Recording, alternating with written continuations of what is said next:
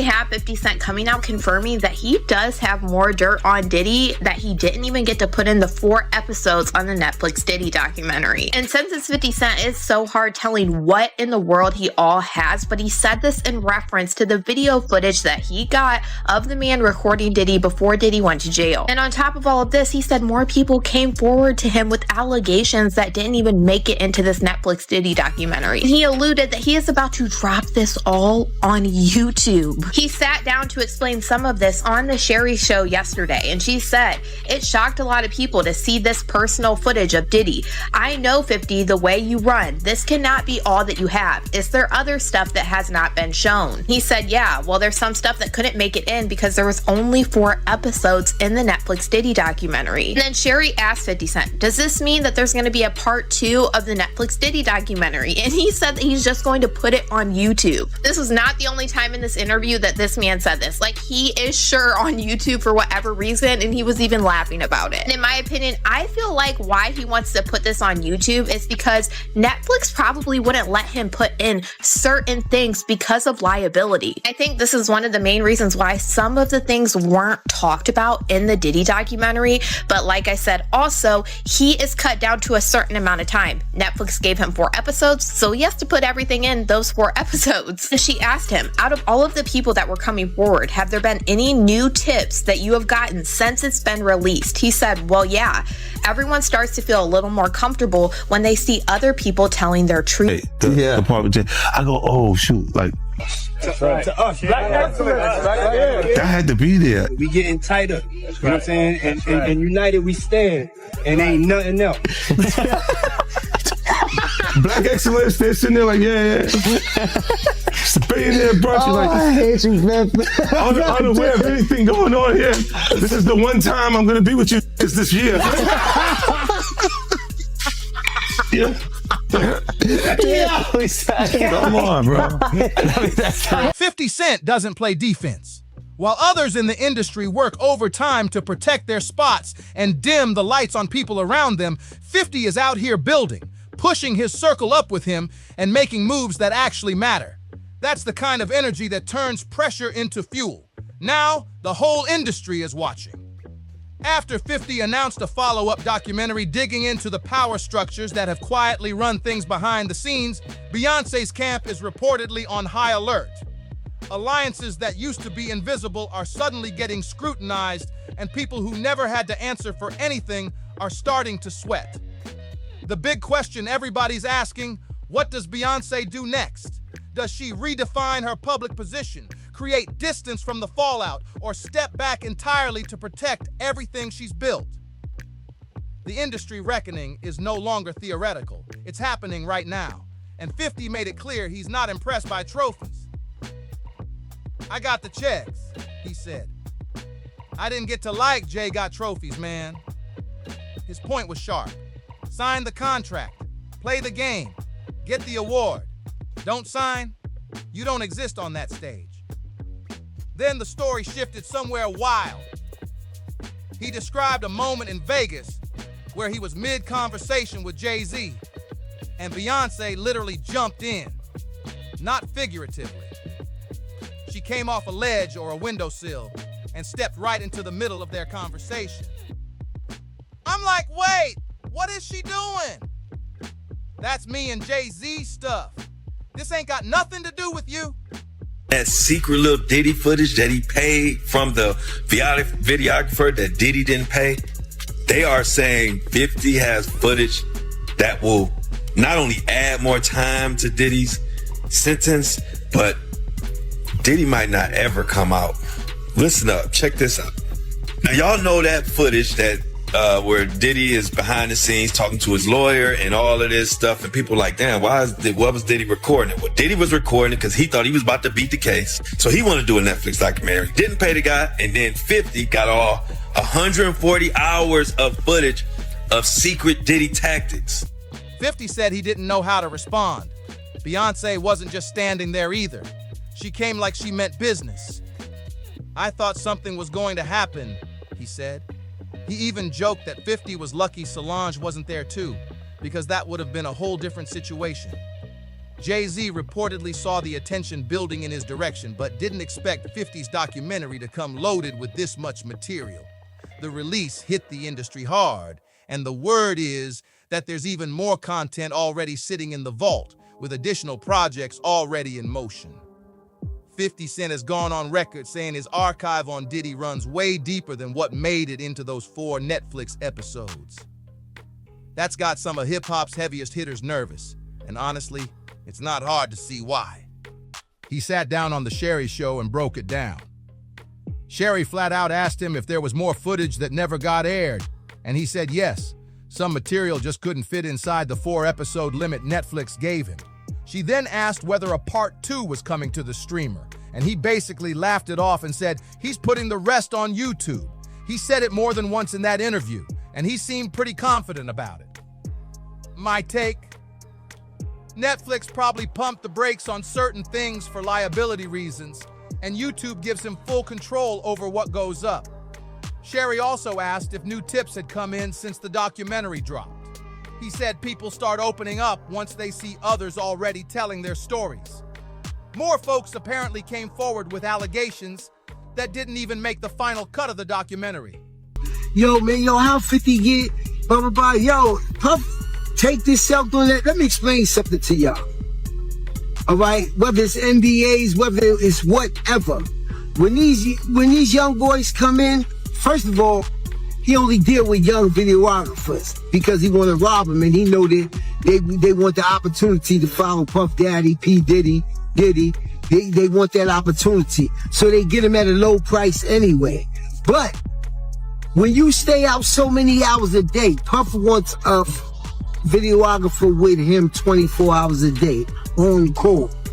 Whether we on a yacht, whether we on a ship, wherever we at, he wants to videotape that, right?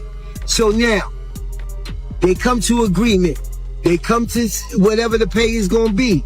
But then it be so many hours on that invoice that he don't want to pay. He gets in touch with the office. He gets in touch with the chief of staff. Yo, what is this I'm paying? What is this I'm paying? You know what you paying. You was outside all of these hours. It's 160 something hours in a week. You was outside 140. That's the invoice he put in. So now, being if you got a contract and he don't stand to that contract, guess what happens? He could do whatever he want to do with that footage. So now that footage goes to the highest bidder. And 50 had to be the highest bidder to get there. Yo, this is business. You know what I'm saying? Everybody ain't in love with you. Everybody ain't dedicated. Everybody ain't loyal to the point of stupidity. As for the footage itself, it came from a man who recorded Diddy before Diddy went to jail. 50 has been clear that what the public has seen so far is just a fraction of what he's sitting on. As the conversation shifts away from personal beef and more toward legacy, one thing stands out. Jay-Z's philosophy has always been about control and exclusivity, while 50's lane has been about grinding up and bringing people with him. That difference tells you everything. And here's what's interesting about 50. He's reached a level most rappers never touch, but he's still someone you can actually get close to. Jay, on the other hand, you barely see him. People respect that mystique, sure, but you can't ignore what 50 built just by being present and accessible. Now the Super Bowl situation? That was wild. Jay reportedly didn't want 50 on that stage. And it was actually Eminem who pushed back, saying he wouldn't perform unless 50 was included. 50 himself says he didn't know Jay was behind it. But the tension was real. And it makes sense if you think about it. 50 always represented competition for Jay. He came in behind Rockefeller, connected with Eminem and Dr. Dre, and the G-Unit era hit different. As 50 put it, nobody has outsold us. Nobody has had the effect that we had. The silence around power in these circles has always said more than the words do. Private gatherings, blurred lines, and a whole lot of silence have been putting some of the industry's most powerful names under a very uncomfortable spotlight. Whether it was loyalty, caution, or just self-preservation, keeping certain people close while scandals played out around them, the question of accountability isn't going away. The conversation is shifting now.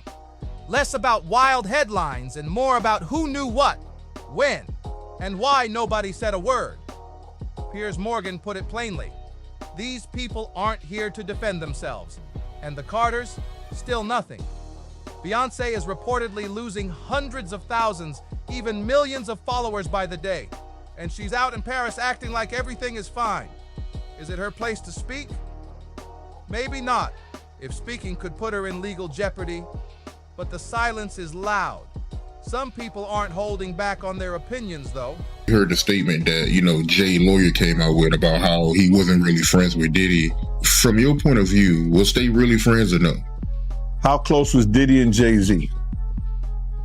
They was close enough that they wasn't playing basketball, they wasn't playing baseball, they wasn't playing football, and they wasn't playing hockey or soccer for Diddy to come on stage, pat him on his ass, and then make the statement to people in the world that can't nobody call me Sean but Jay-Z. Now, I don't know what kind of statement, and I can't say, I wish I could say half a homo, but I know I can't say it. But I don't know what kind of half a homo that is. And you trying to say that you're not close to somebody. You coming on stage, patting them on their ass, and then you making a broad statement to the public, can't nobody call me Sean but Sean Carter. And I heard Jay-Z said the same thing about them. But they were so close that they had matching white girls together. Because when they used to see each other, they used to say, yo, how your skinny white girl doing? He'd be like, yo, how your skinny white girl doing? So, I guess that's a certain type of closeness. Diddy's been called a drug dealer straight up, and Jay-Z's been thrown in right alongside him. Diddy changed his name more than once, trying to distance himself from who he was. First Diddy, then Love, then whatever's next. Baby oil love, somebody joked. The rebranding didn't stick. What bothers a lot of people the most is the bigger picture.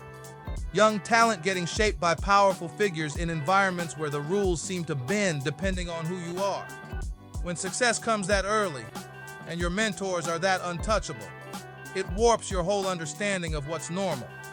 People are starting to look less at the individuals and more at the system that keeps protecting them. Someone who claims they were around back in the late 90s put it like this. Jay-Z was somewhere around 30 years old, born in 69, dating Beyoncé, who was born in 81. That would have put her at 17 or 18. They were in Club Eugene together in 98, 99, and she wasn't even old enough to be in there. So the question gets asked, wasn't she still basically a child? And if so, what does it say about the people who looked the other way? Look, she was reportedly 17 or 18 years old when he was in his 30s. And we don't even know if that's her real age. Gabrielle Union said she went to junior high with Beyoncé, and Union is considered 6 or 7 years older than the age Beyoncé claims. So that question stays open. Young artists were being brought into spaces shaped by unchecked power, where ambition always came before protection. Big names have entered these conversations, not as direct targets, but as faces of a system that kept failing the people it was supposed to protect. Now, as pressure mounts, the industry is getting nervous, not over rumors, but because real transparency could open the door for stories that have never been told. And when that happens, it won't just be about one person. It'll be about a culture that let silence and control run unchallenged for decades. Jaguar had been calling out Jay-Z for a while. Now there's an official lawsuit, and people are finally talking. When asked if that gives her any peace, she said, "It's emboldening me." She mentioned on Piers Morgan that she had 3 victims, people connected to the Carters, who were ready to come forward. And this moment might give them the confidence to do it. She said he'd been evading accountability, but everyone behind the scenes already knew who the celebrity John Doe was. They knew it when she did Piers Morgan. As for Beyoncé being involved, she said, "I hope to God not." But she added that Beyoncé knows exactly who her husband is. She knows. Jean described both men as people who understood power long before the public caught on. One stayed loud and visible, always under the spotlight.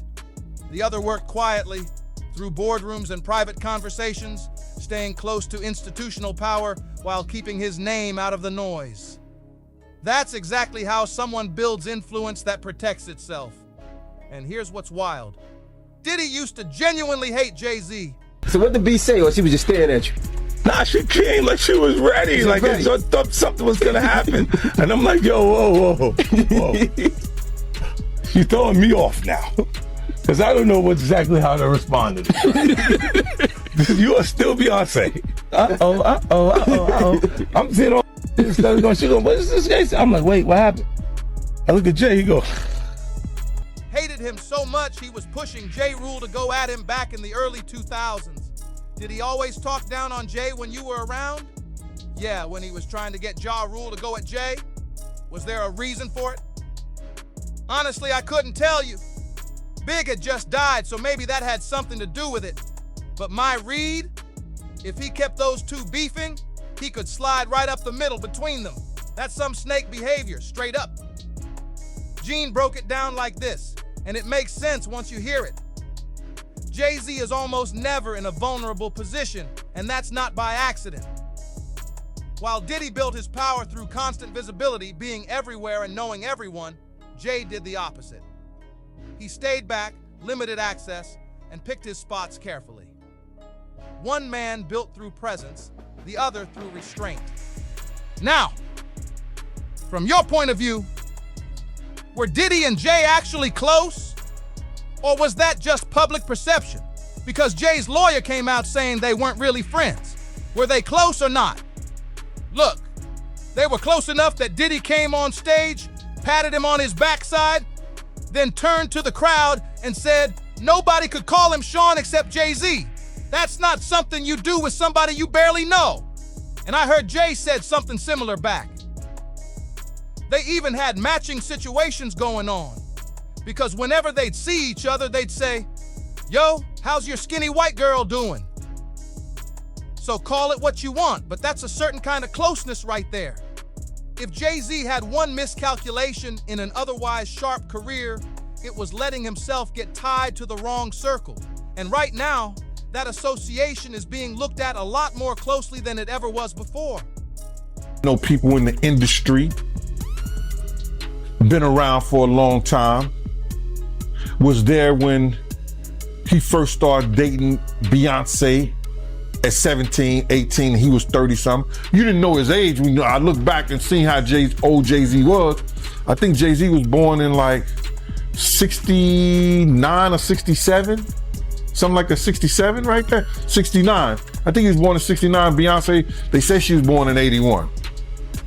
You understand? But back then, in 81, when we was in the club together, 98, 99, she wasn't even supposed to be in the club, but she was in the club. It was Club Eugene's. And Jay was dating her. And at that time, if you look at Jay's age, he was about 30 years old. So, isn't she still somewhat a child? To me, she is. But I guess they protect child. That's how you protect a child. You know, dating her at the age of 30-some years old and she's 17, 18 years old. If that's her true age. We really don't know her true age because Gabrielle Union said she went to junior high school with her, and Gabrielle Union is considered 6, 7 years older than Beyonce age that she getting. So we really don't know. Strategic connections that once looked smart are now getting a second look, and the results aren't flattering. Alliances that seemed solid for years are cracking under pressure, and people are starting to ask hard questions about the real cost of certain decisions. There's a clip floating around where someone reacts to Jay-Z and says, "Oh shoot," talking about how tight things got between them. The vibe was all unity, black excellence, strength in numbers. But here's the thing. Somebody in the room clearly knew something nobody else did. When Jay signed his marriage contract with Beyoncé, something shifted. He had 1 Grammy before that. After, 18. The argument being made is that the marriage repositioned him entirely. He went from being seen as a street rapper to being recognized as a businessman, an entrepreneur, a family man.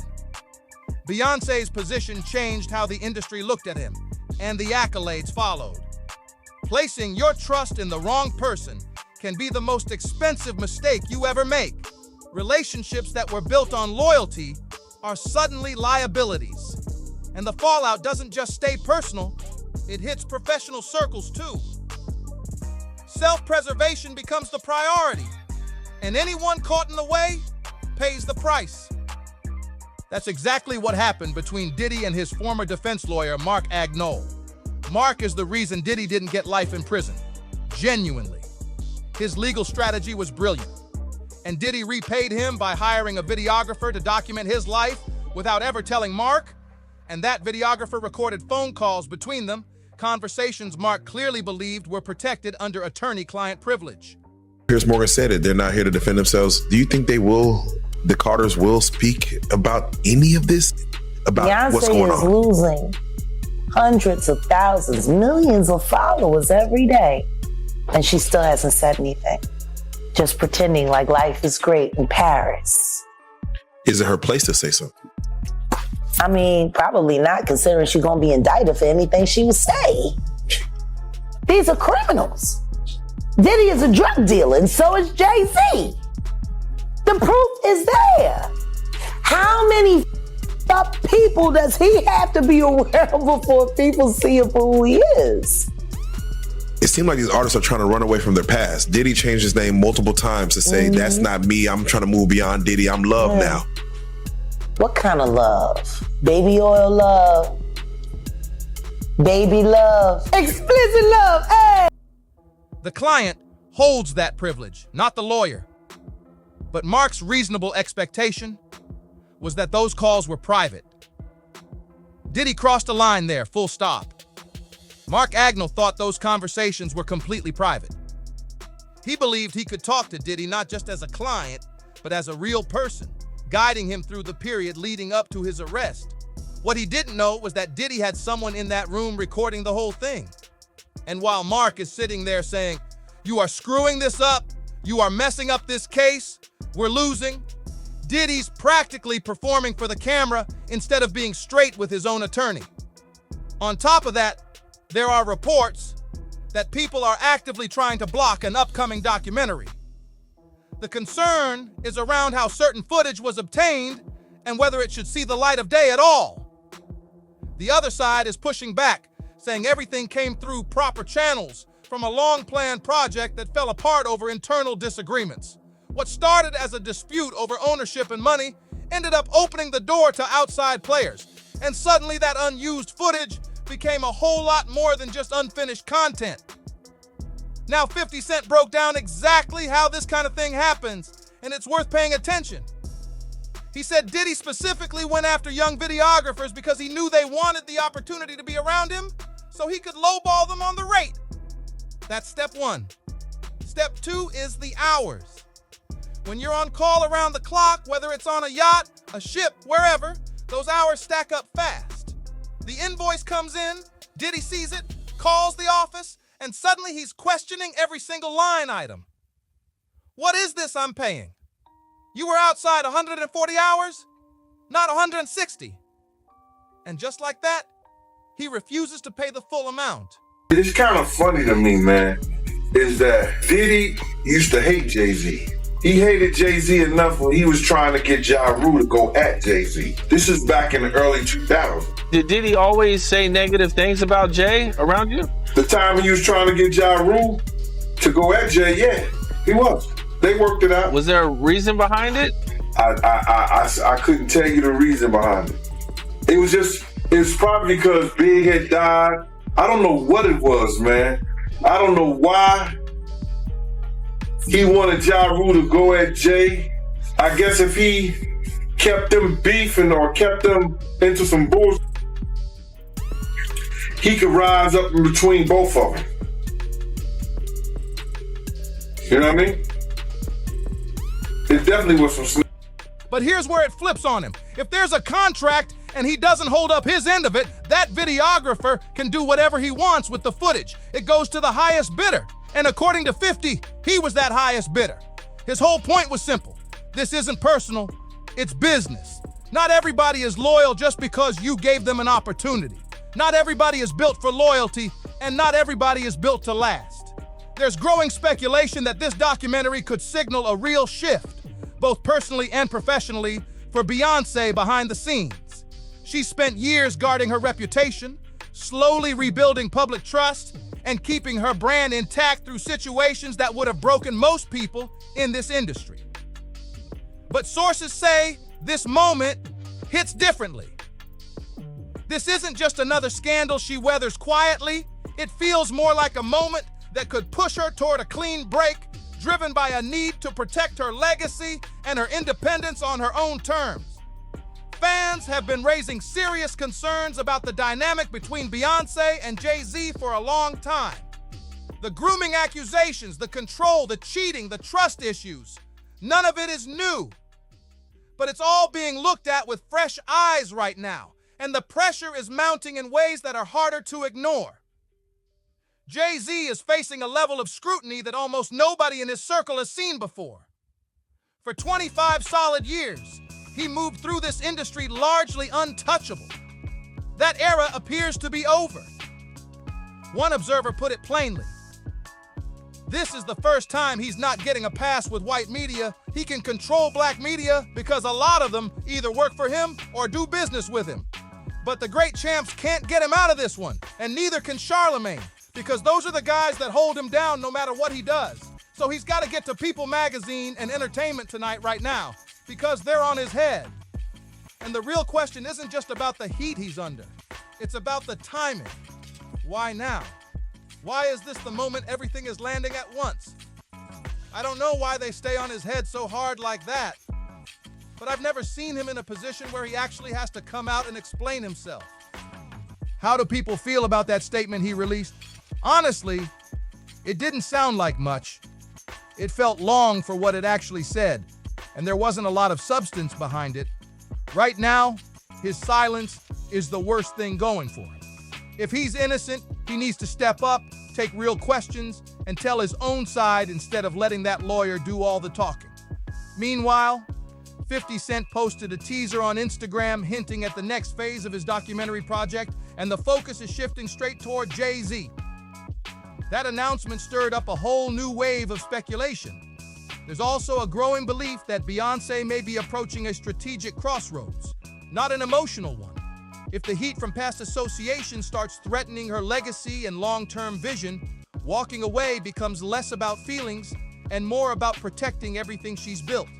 Now here's where it gets really interesting. Diddy apparently had secret footage recorded behind the scenes with his lawyers, and he never paid the videographer who shot it. Word is, 50 got his hands on all of it. People are saying that footage doesn't just add time to Diddy's sentence, it could mean he never walks out. There's also a guy named Neil who was named in court. Someone who worked directly under Diddy and allegedly organized everything. He's reportedly on video tampering with witnesses, handing out addresses, offering money, and bribing people with lawyer fees. That's obstruction of justice, witness tampering, the whole thing. And 50 Cent is sitting on that footage. On top of that, word is coming out that some of this could pull Diddy's own lawyers into the fire. They could potentially face charges too. This whole situation keeps getting bigger, and from what's being said, the 50 Cent documentary is only scratching the surface of what's out there. Now here's where things get even more interesting. In that footage from 50 Cent's post, a man starts talking about someone named Neil, saying he heard 50 has extra video that could lead to additional charges against Diddy, things like witness tampering and obstruction of justice. And the name Neil hits different when you hear what Diddy's former chef Jordan just came out and said. Jordan was a witness in this case, someone who was actually set to testify against Diddy before the prosecution pulled back some of their witnesses. She went public claiming that Neil Dominique, a former assistant of Diddy's, is the one who told Diddy she had been subpoenaed to the grand jury at the very start of all this. She wrote a whole post tagging Neil directly, and it didn't hold back. She said, "I just want to put this out there because I've been debating how I wanted to handle the situation. Now, I don't know you from a can of paint, but I'm really wondering why you decided to tell Sean Combs that I was contacted by the feds. I saw that you wrote him a good character letter too. Come to find out, you were actually providing Puff with information on a whole bunch of people throughout the case. So my thing is, why were you so comfortable putting me in danger? Why were you so comfortable putting other people in danger? You provided addresses to him. Were you like a double agent working for the feds and Puff? She's also alleging that Neil Dominique himself was approached by the feds during this investigation, given his past role as Diddy's assistant. That's a serious claim. What Gene found most striking wasn't even the revelations themselves, it was the reaction. Instead of holding the people being exposed accountable, a lot of the criticism got aimed at 50 for bringing it all to light.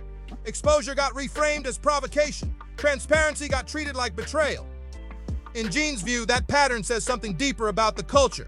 This tendency to protect those in power by going after the people who speak up rather than dealing with the actual behavior that started the conversation.